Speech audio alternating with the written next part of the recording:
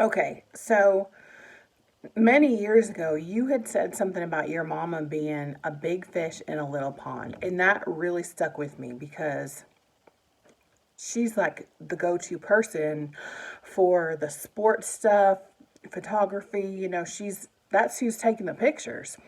Lisa was talking about how they went to the school because whatever other photographer came showed up full of piercings in his face and tattoos at the Christian school, and they just weren't having that. So, I think about how you say or said that your mama was a big fish in a little pond.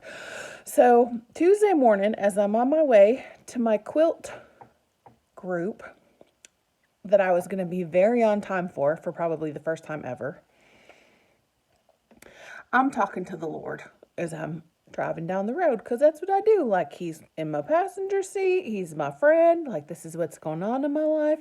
I'm not a real formal prayer like I talk in the car. So, I'm talking to the Lord about wanting to be able to be, I forget how I worded it, but basically, I wanted to be known, like in the area, and someone who's remembered and thought of, but not being like the honey lady. Like, I don't want to be known for the person that's got honey. Like, that's not really contributing, you know?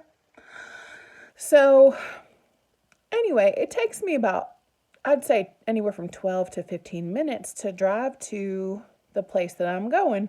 And it's not far, but all my roads are curvy. So, I'm going down this road and I go off the road, like just right off the road.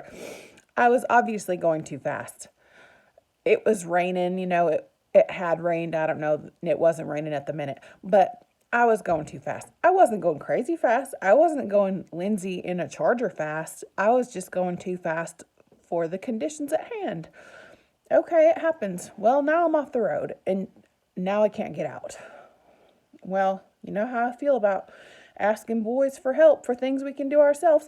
So I start sticking these pine branches underneath my tire, thinking I'm going to get some traction. Well, that didn't really work out very well because I have a big, heavy car. My car is 5,200 pounds. That's just as heavy as any truck. It's a heavy, heavy car. So I'm just spinning my tires and sinking further and further and further into the mud.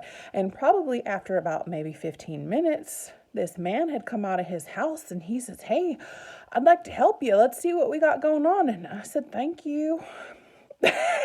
So he says, "I got a tractor, but I don't think I'm going to be able to pull you out because you don't really have a frame." I said, "Well, there's definitely a frame under this car."